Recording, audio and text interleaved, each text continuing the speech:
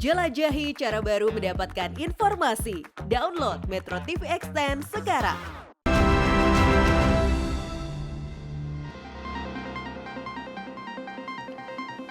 Pemirsa, kami lanjutkan perbincangan malam hari ini di Visi Negarawan. Pak Zainud, tadi yang seperti saya tanyakan, bagaimana sebetulnya agama itu bisa menjadi benteng yang cukup kuat untuk menjaga jati diri bangsa. Dalam hal ini adalah gotong royong ya, supaya tidak memudar, tidak luntur, dan Pancasila ini tetap terjaga marwahnya.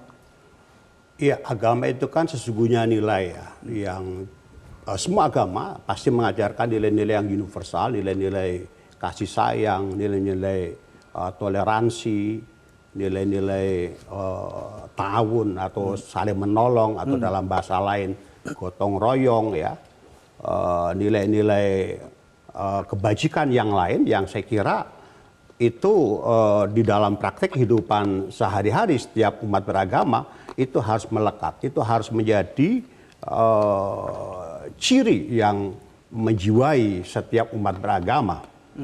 Bedanya orang beragama dengan tidak beragama saya kira sangat jauh berbeda. Karena orang beragama dituntun oleh nilai-nilai ajaran agama yang sangat mulia, yang sangat luhur. Nah, bangsa Indonesia adalah bangsa yang bertuhan, bangsa yang mengenal Tuhan, dan kebinekaan, pemahaman keberagaman itu sudah demikian menjadi tulang sumsum bangsa Indonesia.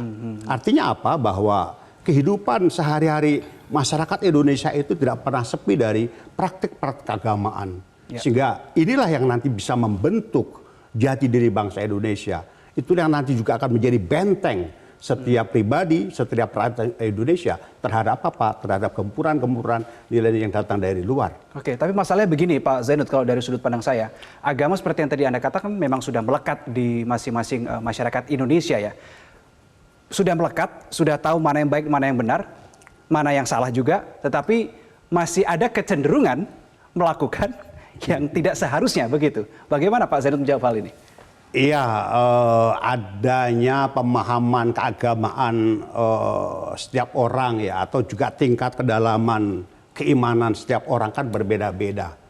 Bagi orang yang dia meyakini nilai kebenaran agama, saya kira penyimpangan-penyimpangan itu bisa dihindari, karena agama tidak membolehkan, agama apapun. Ya, yang namanya tadi misalnya kita mendiskreditkan orang, mencaci orang, ya, kemudian kita tidak tepos liro, ya, tidak melakukan hubungan yang baik dengan tetangga, itu pasti bukan dari ajaran agama. Jadi tergantung kembali kepada pengamalan dan juga kedalaman keimanan bagi masing-masing orang yang beragama itu. Baik, saya ke Pak Sukidi. Kalau menurut Anda sampai saat ini, di era sekarang ini, fungsi pendidikan sudah berjalan maksimal belum untuk meng-create masa depan, generasi masa depan bangsa Indonesia punya jiwa kegotong royongan? Sejujurnya belum. Terutama karena metode pengajaran dalam dunia pendidikan masih belum mengalami perubahan secara signifikan. Berarti salahnya di metodenya? Salah satunya metode. Karena itu saya pertama kali ingin memberikan satu pemikiran bahwa harus ada perubahan secara radikal tentang method of learning, metode pembelajaran. Metode pembelajaran yang ingin saya rekomendasikan adalah metode yang lebih menumbuhkan keberanian community of learning, komunitas pembelajar, untuk punya komitmen of dialogue. Komitmen of dialogue ini penting sekali, terutama untuk menumbuhkan satu tradisi yang ingin saya sebut sebagai a dare to think.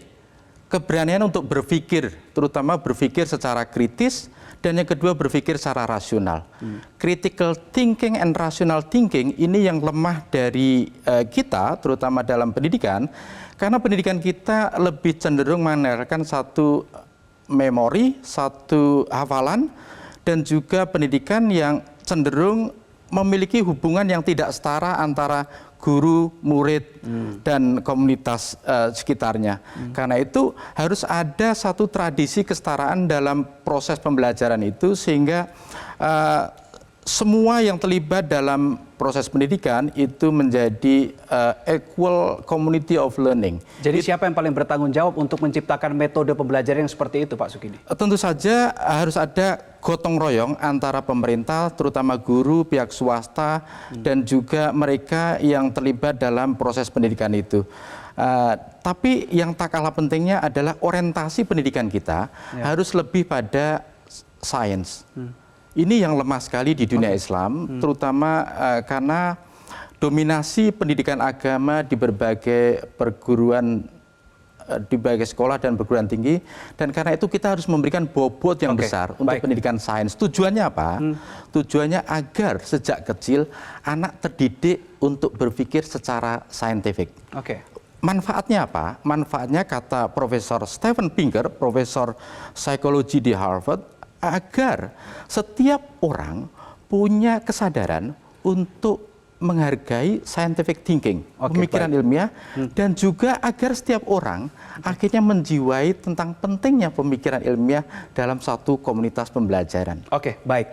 Saya ke Mas Burhan. Kalau tadi Mas Burhan sudah mengatakan bahwa elit politik sekarang sudah memberikan contoh yang salah untuk memaknai gotong royong, karena gotong royong dijadikan hanya pintu masuk untuk kemudian numpang di kekuasaan, di rezim kekuasaan, begitu ya. Lalu bentuk tanggung jawab seperti apa bisa dilakukan untuk mengembalikan marwah gotong royong itu? Jadi gini, saya biar lebih lengkap. Pertama, dari sisi negatif, gotong royong dipakai sebagai legitimasi kultural untuk menghalalkan praktek koalisi yang kolusif. Karena dalam konteks demokrasi, prinsip checks and balance itu penting. Jadi jangan sampai kekuatan pemerintah terlalu dominan, terlalu powerful, sehingga akuntabilitas horizontal itu tidak terjadi.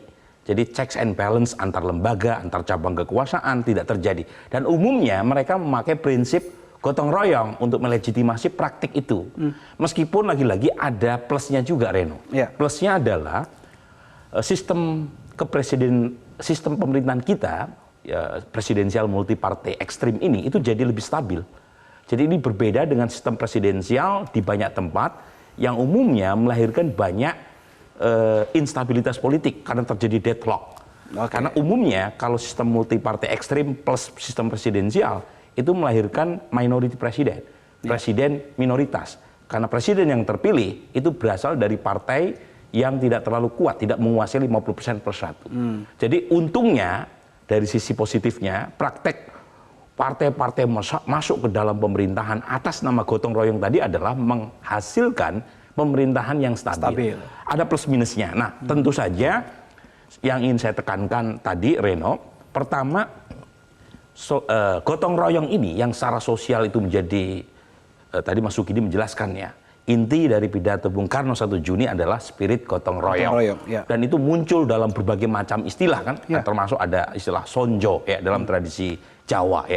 Tapi poinnya adalah sistem sosial yang kuat semacam ini itu harus dilembagakan. Jadi misalnya tadi ya, poin Mas Sukidi menarik. Jadi membantu yang lemah melalui prinsip solidaritas sosial bernama gotong royong harus diinstitusionalisasikan. Misalnya pajak progresif. Jadi yang kaya dipajakin lebih tinggi, kemudian negara berperan sebagai fasilitator untuk mendistribusikan hasil pajak dari mereka yang kaya tadi kepada yang miskin. Nah, sebab kalau hanya berhenti pada tataran sosial, itu efek getok tularnya, efek kelembagaannya kecil. Jadi negara yang harus menerapkan prinsip kegotong royongan tadi dalam berbagai hal. Bukan hanya soal pajak, tapi hal-hal lain yang memungkinkan terjadi distribusi kesejahteraan, di mana yang kaya tidak semakin kaya, yang miskin tidak semakin miskin. Oke, baik. Ditahan dulu nanti pendapatnya. Kelihatan tadi Pak Sukidi udah mulai kasih kode saya itu. Nanti ditahan dulu Pak Sukidi. Tektokannya udah masuk. Nanti ditahan dulu, karena saya juga nanti kita akan bersama-sama menyimak bagaimana sebetulnya suara masyarakat terkait dengan mempotret praktik gotong royong di negara kita. Tapi ditahan dulu. Pemirsa tetap bersama kami, usai headline pukul 10. Visi Negarawan masih akan kembali untuk Anda.